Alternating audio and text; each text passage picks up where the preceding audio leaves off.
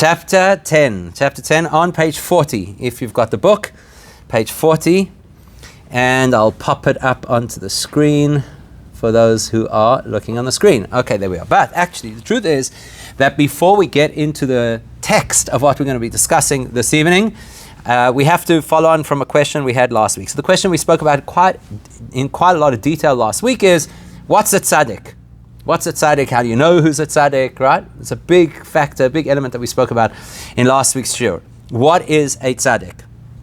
That was the easier question compared to what we're going to speak about this evening, which is what, and I feel almost like saying what on earth, because it's such a strange designation.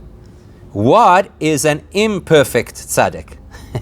Because that sounds like an absolute contradiction in terms. How can you be a tzaddik, which last week we kind of started to get a sense of what a tzaddik is. We definitely got a sense of what a tzaddik is not. It's not just somebody who you happen to like, so you give them the credit and say, oh, you're such a tzaddik, you're such a wonderful person.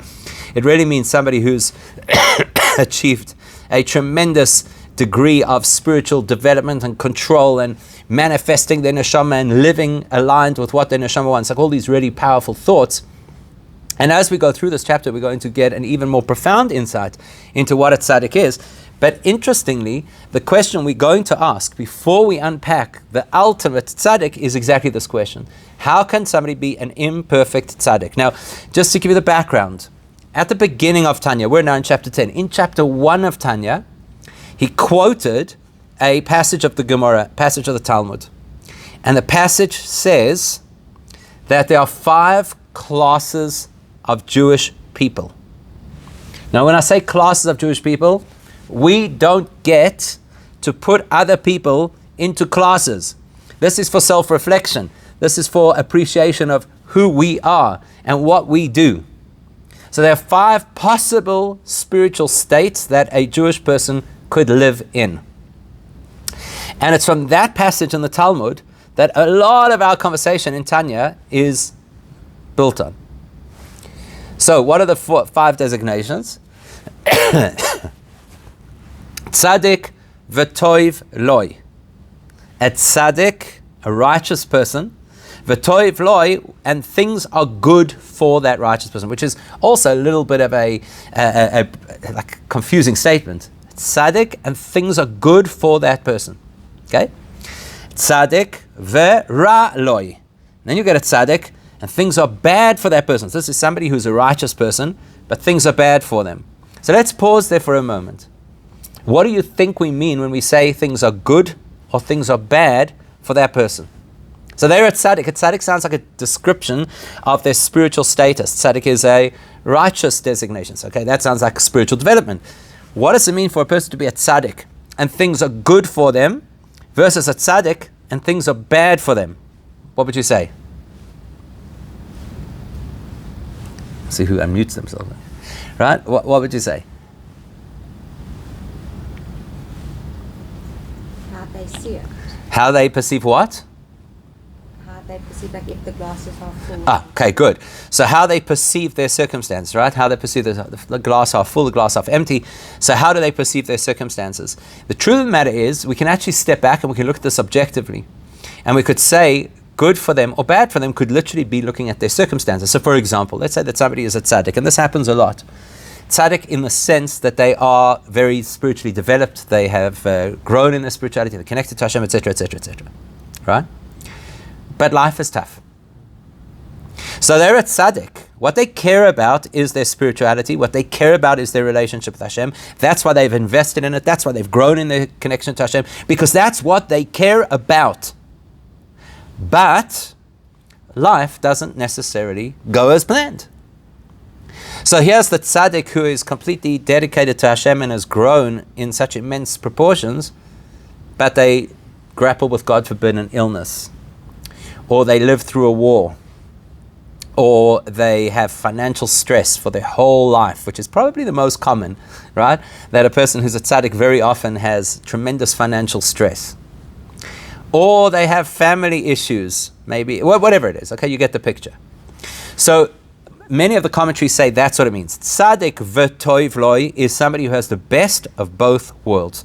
They are a tzaddik, they're righteous, they're holy, they're spiritual, and package deal. And life is good. They have health, they have money, they have nachas. Versus tzaddik ve'raloi, a tzaddik for whom things are bad or difficult, whichever way you want to translate the word ra. That's the tzaddik who spiritually is doing amazingly well, but day to day has a lot of trouble. Maybe they live under an oppressive government. Maybe they're frustrated with the people that they're trying to influence. Very often that's the problem of the tzaddik. They really want to have a positive influence on other people, and other people don't necessarily want to hear what they have to say. So that's quite difficult. So those are the first two classes, the tzaddik v'toiv loi and the tzaddik v'ra loi. It's one end of the spectrum. On the other end of the spectrum, the Talmud says there is rasha v'toiv loi. What's a rasha? Rasha is a bad person, a wicked person, an evil person. Rasha v'toiv loi. Okay, now using the explanation we've used so far, what do you think that means? Rasha v'toiv loi. Opposite. The opposite, right? So those sound like all the world's dictators. Bad people living a fantastic life. Evil, literally evil people who are parasiting off the billions that they raise for other people. We won't mention any names at this point in time, but they may happen to live in certain Middle Eastern Gulf countries. Just saying. So, a Rasha, somebody who's a really evil person, and they're living the high life. They're the world's darling, and they have all the money in the world. And have you ever noticed that many dictators just seem to live forever? You ever noticed that? We don't have to go very far north from South Africa to have had that experience, right? That's what happens.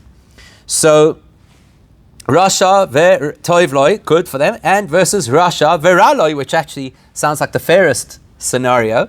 Bad person who's living a bad life, which of course leaves you wondering why they're still a bad person. Does it not make them humble or realize that life isn't the way that they expected? Okay, so those are the two extremes, the tzaddik and the rasha, good person, bad person, and their various experiences of life.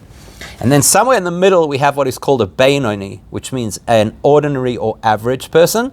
And that sounds like average in all areas. That's what we would think, right? So they're not the holiest, they're not absolute rogues, they're just ordinary people who live ordinary lives, Joe average, which quite frankly is the majority of society. That's the Talmud at face value. However, the Talmud then drills it down and says, actually, tzaddik v'toivloi, a tzaddik for whom life is good, is tzaddik gomor. That's actually a person who is an absolute, full, whole, perfect tzaddik. Tzaddik v'raloi, a tzaddik who is, life is bad for him, doesn't mean life is bad for him. It just means he's an imperfect tzaddik. Tzaddik, he's a tzaddik, v'raloi, and he's got bad still left inside his personality. That's what it sounds like. Not bad things happening in his life, bad elements left in his personality. Versus the tzaddik v'toivloi, who is wholly good. And then we'd use the same designation. Rasha v'toivloi means a person who's a bad person, but they still have a glimmer of good left inside them. Versus Rasha v'raloi, that sounds like they are written off. That's it, they're done, can't relate to them. And then of course the beinoni, which is going to be average whichever way you look at it. So therefore we ask the question in this particular chapter, at this point in the chapter, how can there be a tzaddik who is imperfect? It sounds like a contradiction. If you tell me that there's a tzaddik who has a rough life, I buy that, because I've seen them, and I've read about them in our books, and there seem to be many of them.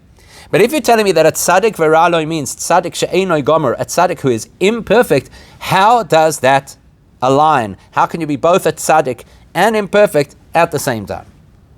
Tzaddik sounds like a person who has mastered themselves spiritually. And imperfect sounds like somebody who has not mastered themselves spiritually. So how is that possible? So let's do a little exercise. We kind of touched on this last time, so we'll develop it further this week. Let's say, hypothetically, that you lived in a city with a high crime rate. Okay? I'm not speaking here from experience. I read about this on Google. So if you live in a city with a high crime rate, so what does everybody tell you? Well, what we need better policing. I don't know if anybody's been driving around Joburg recently, but if you drive around Johannesburg, there's an amazing, you know that you get like in different parts of the country or different parts of the world, people do these art installations. You know, like in different, like very creative, out-of-the-box art installations in different parts of the world, right? I'm sure you've seen this. Including here, like people do these, you know, art installations. So if you, there's a group of artists right now working in Johannesburg, I don't know if you've seen them, and they've created this magnificent metal art all over the city, and every day there's new installations. It's incredible metal art where they've taken these things, they're like yellow poles with lights on top. They've got like a red and an orange and a green light, and they've like sawed them down, and now they're lying on the side of the road, these things that used to be up. Yeah. Okay, so for the foreigners, because we have some foreigners on the Zoom, basically what they've been doing is they've been sawing down the traffic lights so they could steal the cables that are inside them. Okay, which is great because it's creating employment. We now need a lot of people to direct the traffic. So that's actually really a good thing for the country, apparently. So what does everybody say? What does everybody say? What's the solution? How do you fix this thing? What's the answer? No? Rowan, you know about these things. So what's the answer? The answer is we need better policing. So because I can assure you now, our cops are not out there hunting for the guys who are sawing down traffic lights. And there's other things that they got to attend to, really important things, and they can't do this right now. But most people will tell you that what we need better policing, stricter enforcement. We need people to be arrested. We need them to be prosecuted. We need them to be sentenced. And that's going to take crime off our streets. And then people start quoting from this place and the broken windows principle in New York and all these things. Everybody has an idea of what we need. We need stronger policing, stronger enforcement, more arrests, more sentencing, and get crime off our streets. Let's say we got that right. Let's say that a new leadership came into the country and they have a focus and they have a strategy and they have a plan to reduce crime. Not just a plan that sounds good to voters before an election, but an actual plan that really will reduce crime. And in the first year of this particular new government, crime drops across the board, all the various crimes drop by whatever, 30%, let's say, and everybody's applauding and it's amazing and blah, blah, blah. Oh, you've done something really wonderful. Will we, as the citizens of this country, the citizens of this city, will we be happy? We'll be elated. We'll be thrilled. Somebody is taking control. Somebody is seeing that there are consequences, and that we know will create a healthier society. No question about it. Let's say that after 5 years, I know this sounds really far-fetched, but let's say after 5 years, they get to a point of zero crime in Johannesburg. Let's just say, zero crime. We could then call Johannesburg a Tzadik city. Meaning to say, everybody who's on the streets is law-abiding. Because whoever isn't law-abiding has been removed from the streets. So would you agree with that description, that Johannesburg is now a Tzadik city? Because we've got all the bad guys off the streets, so which means everybody walking around town or driving or doing whatever is law-abiding. Not necessarily. Not necessarily. Why not? Or the thoughts may still be there. Thoughts, correct. Okay, so thoughts are, just stop at that point for 1 second. Are we liable for bad thoughts? It's a good question. As Jews, does the Torah hold us liable for bad thoughts? We. Idolatry. What's that? Only idolatry. Thank you, Gary. Exactly. Only idolatry. The only prohibition that a person can transgress in thought is idolatry, because idolatry is all about thought.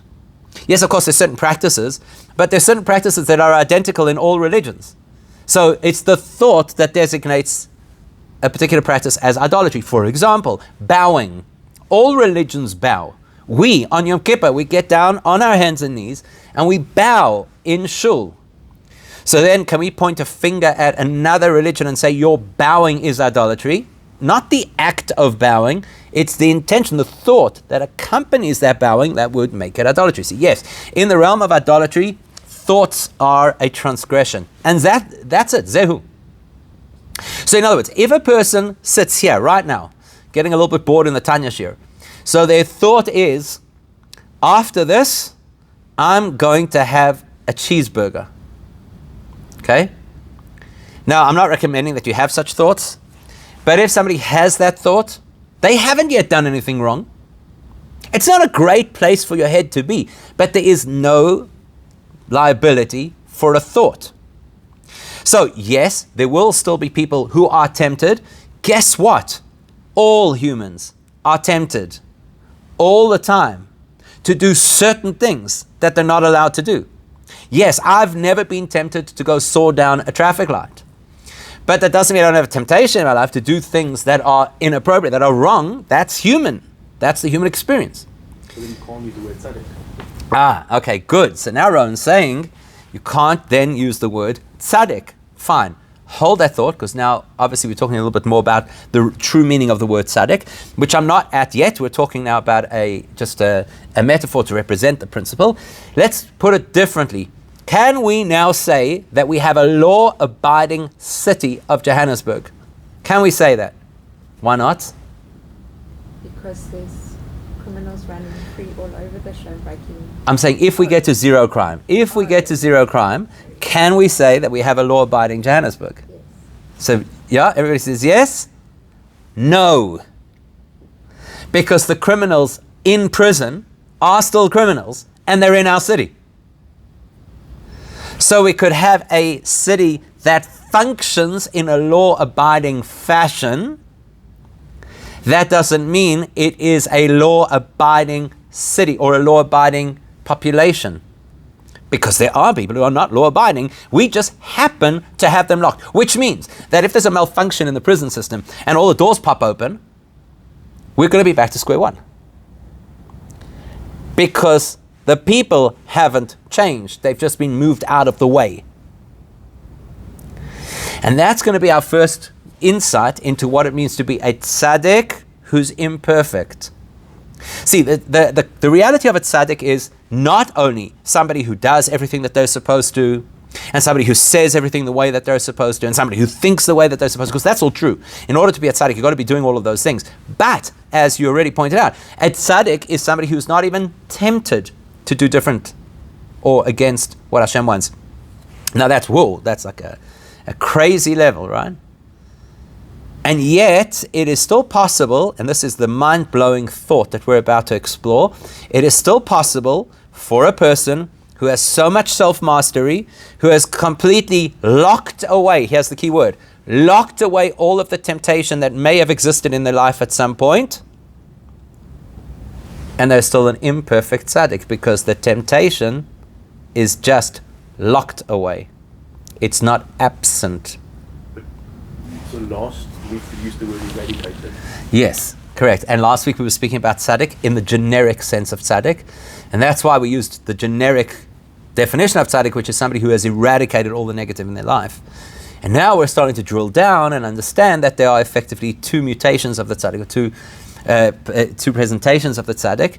And we're going to start now with the tzaddik veraloi, which hasn't eradicated but has removed to the point, as we're about to read, that it feels like eradicated. So let's have a look inside. Okay? I'm going to start from the beginning because we just need the flow. So we're right near the beginning of the chapter, so it just makes sense to start again from the beginning of the chapter, which is in the middle of page 40, and to just let it flow into the sentence that we need to focus on now. Vehine. Following on from the previous chapter, which spoke about the fact that there's this epic battle happening inside every single person between the animal soul and the godly soul, each vying for control of the body, which is similar to the metaphor that we used of two kings who are battling over control of a particular city, and whoever takes control is obviously going to run the city according to the way that they want things to run. So now we're looking at the example of the good king wins. That's the tzaddik. The good king wins the battle. V'hinei. When a person is able to empower and, as a result of that, overpower, in other words, the godly soul, the nefesh elokis, becomes so powerful and so confident, v'nilcham kol kach im habahamis, to the extent that it is able to battle so successfully or so extensively against the animal soul, ad.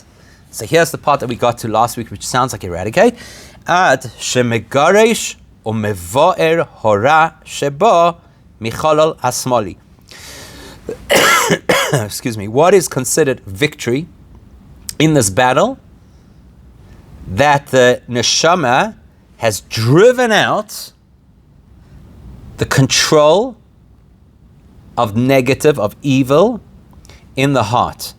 Now, if you remember last chapter, we did speak about the fact that metaphorically the heart has two parts to it. There's the part of the heart that is essentially empty, an empty chamber that absorbs blood when the blood is circulated.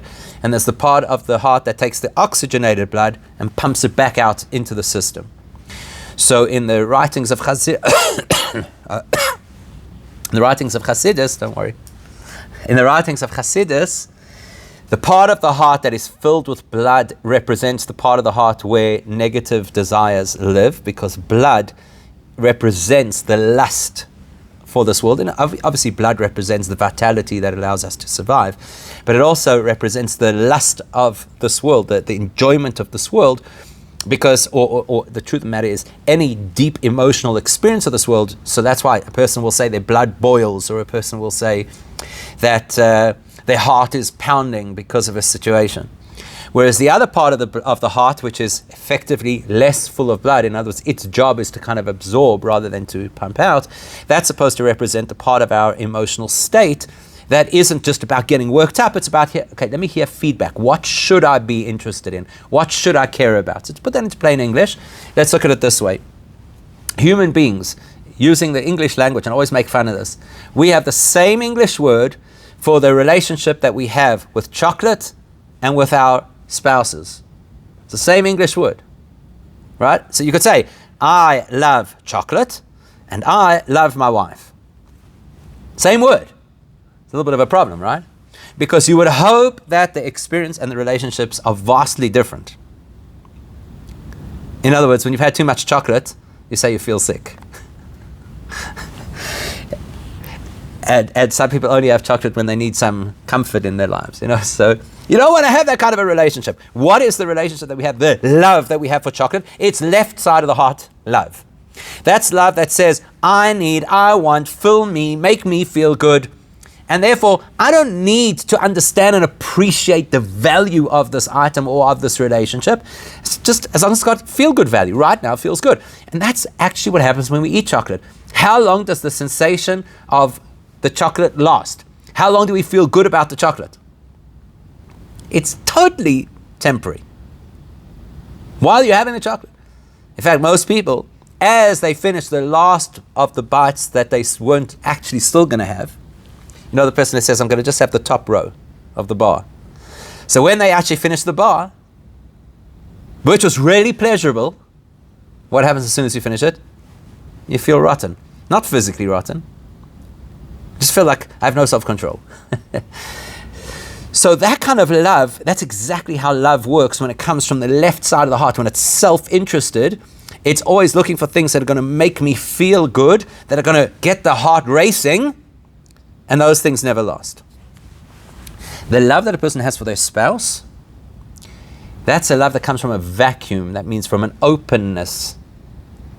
We don't, or we shouldn't, love our spouses because of what they do for us, because then they're just a sophisticated chocolate bar in our lives. Chocolate makes me feel better when I'm having a rough day, and my wife makes me feel better when I've had a rough day. It's kind of the same. The idea is that the love between between two people who have committed to a long-term relationship, a lifetime relationship, is to say, I'm going to open myself to you. I'm going to see the value in this relationship. I'm going to understand why you are a unique human being in my life. Okay, so you see it's a very different kind of space. So if a person succeeds, as the tzaddik we're about to learn about has succeeded in doing, if a person succeeds in driving out the negative inclinations of the selfish part of the heart, okay, they'll be a radically different person.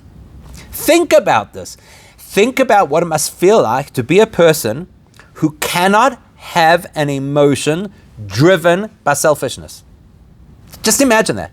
Now, I'm not saying that all of our emotions are driven by selfishness, but we all acknowledge that many of our emotions are driven by selfishness. Let's use a different one from love. How about anger? When do people get angry? Something happened to me. Somebody insulted me. Somebody disagreed with me. Somebody let me down. Somebody frustrated me. Somebody cut me off in the traffic. So the emotion called anger, which is possibly one of the most common emotions that exists, the emotion called anger is a self-interested emotion. If I don't care about myself, I'm not suggesting that we shouldn't care about ourselves, but just theoretically, if I don't care about myself, why would I get angry? Angry about what? What's there to get angry about if I'm not thinking about me? Right? So let's use an example, common example in the 21st century.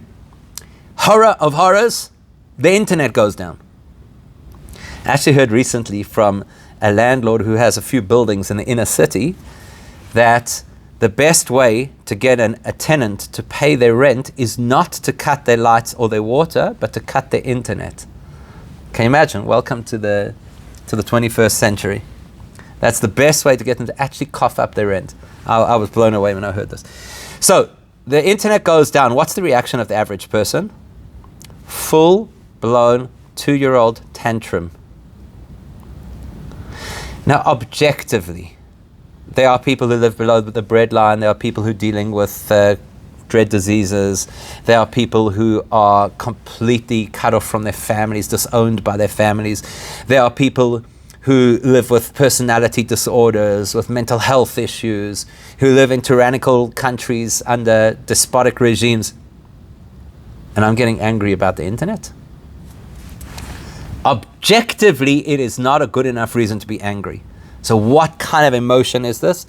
A self-centered, self-interested emotion. Doesn't mean I'm a terrible person. No, it just means I care about me.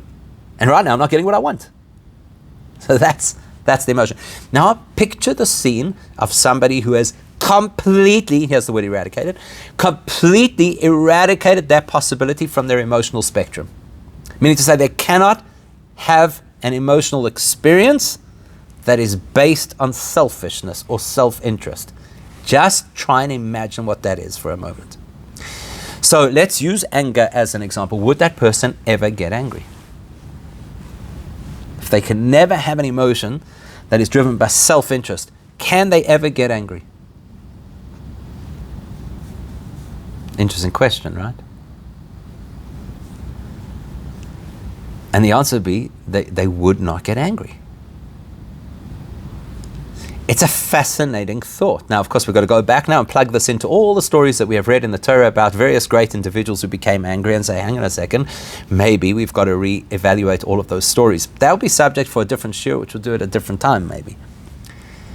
But conceptually, any person who has eradicated the negative tendencies of their emotional system, the heart, such a person is not vulnerable to self-interested or selfish emotions. Okay, what about anger on behalf of others? I had to just reinterpret some auto-correct in this message over here. What about anger on behalf of others? So I was waiting for somebody to say that. That is a little different to anger. In other words, anger is an emotional and typically uncontrolled response. I'm going to just borrow a different word in English to make the distinction. Indignation is a moral response. So let's use an example. Somebody cuts me off in traffic and I get angry. I think we can all agree that from an objective point of view, even though guilty as charged, yes, I get frustrated when people cut me off in the traffic. Don't worry, I'm not one of those people who waves and screams or whatever. I long ago realized that that's a futile exercise. But I actually find it quite entertaining when you watch other people who rant and rave and scream inside their cars, because they're in their little closed box and the person that they're ranting and raving at has no idea that they're doing so it's a lot of fun just to watch. But getting angry because I got cut off in the traffic, we can all acknowledge that is, it's really an immaturity, actually. It's an immaturity. Like, come on, they're bigger things and let it go and whatever.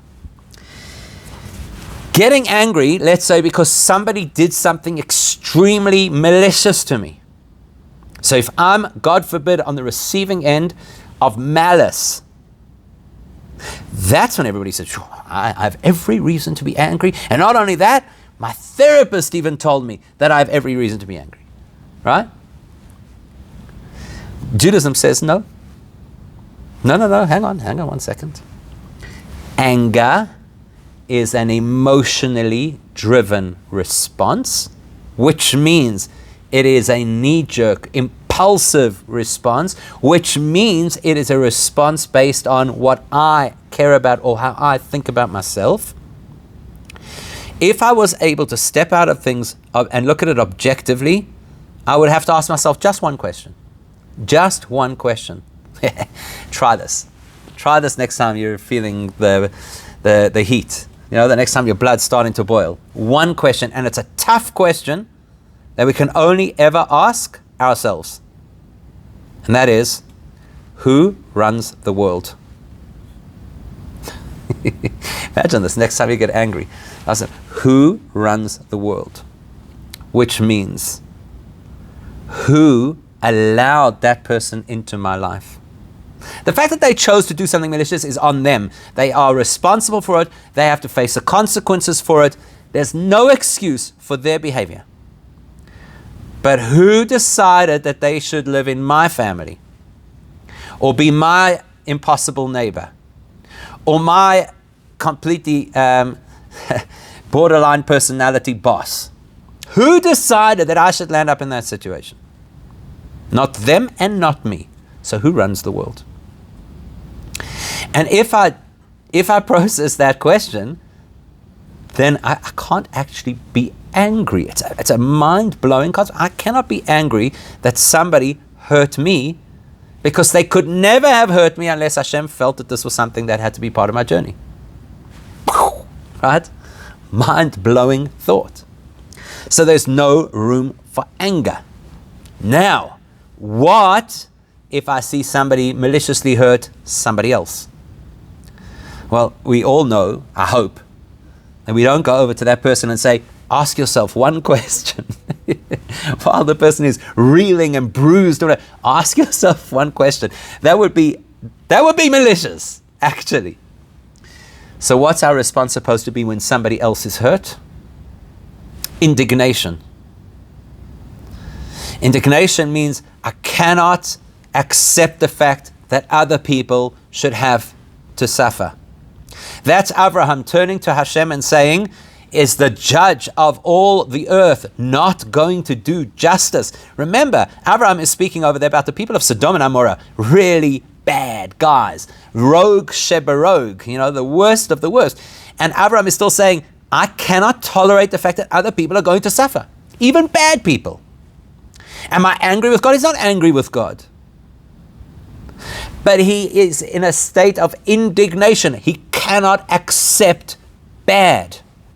That a tzaddik has in bucket loads.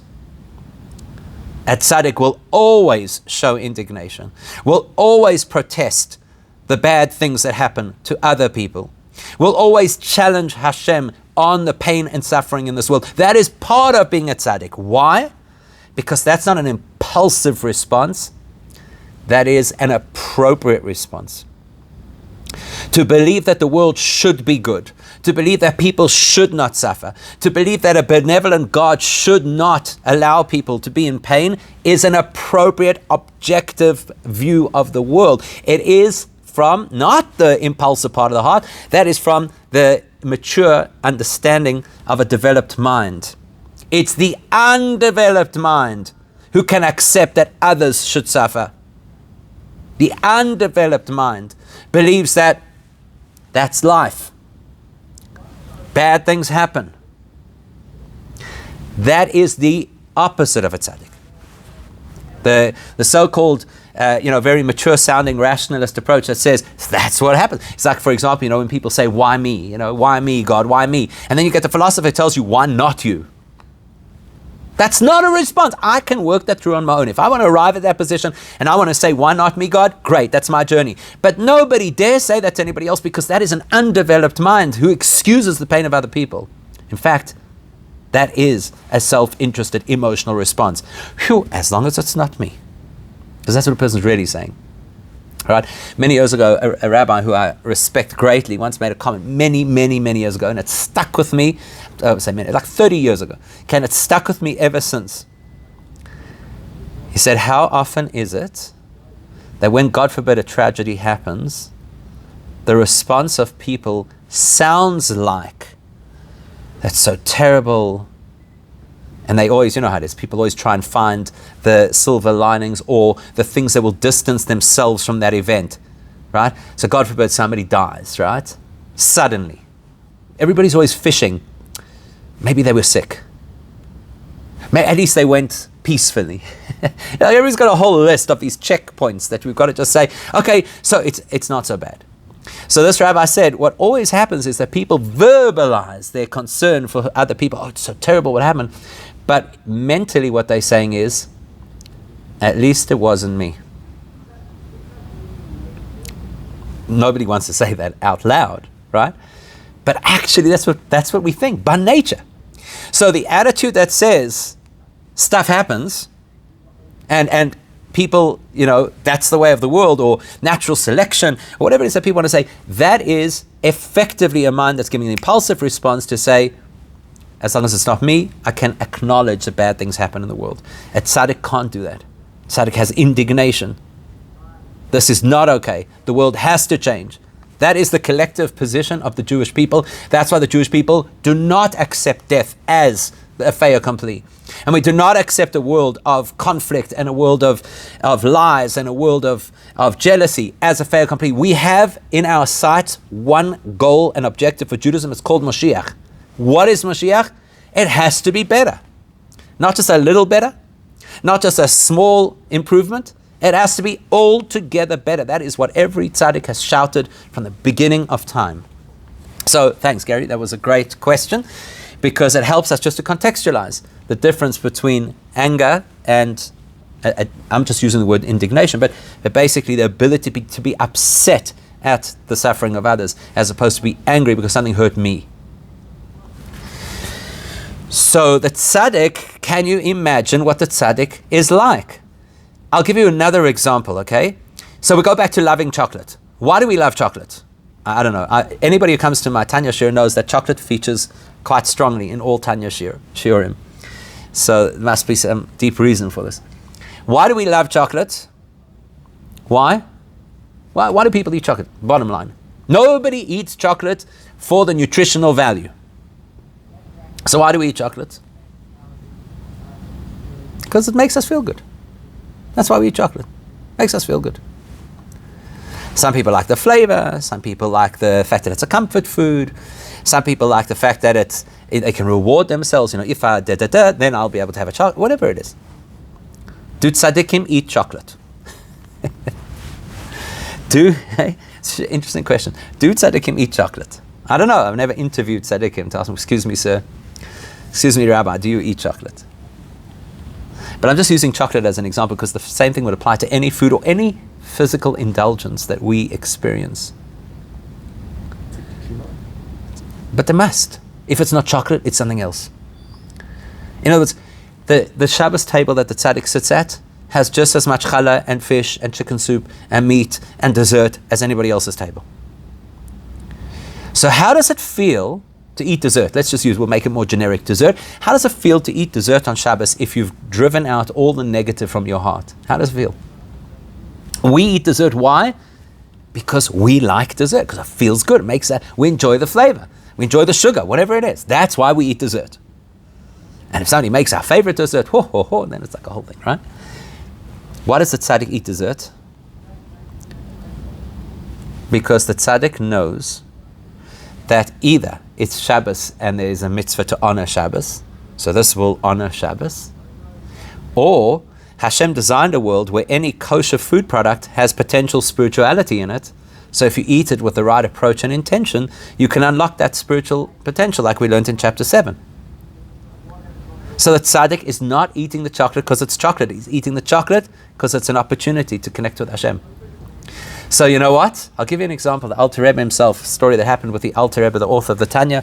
He was a student of the Maggid of Mezrich, who in turn was the successor to the Baal Shem Tov. So in other words, the Baal Shem Tov started the Hasidic movement, the Maggid of Mezrich took over, and then all of the Maggid's students became the heads of the different Hasidic movements around Russia and Poland and even in Israel. So the Alter Rebbe had a very close friend who was also one of the students of the Maggid of Mezrich. His name was Reb Shlomo Karliner. And he went off and became a Rebbe in his own right and started his own Hasidic group. And on one particular occasion, Reb Shlomo Karliner comes to visit the Alter Rebbe for Shabbos. There was a big commotion going on in the Alter Rebbe's house on Friday. Why?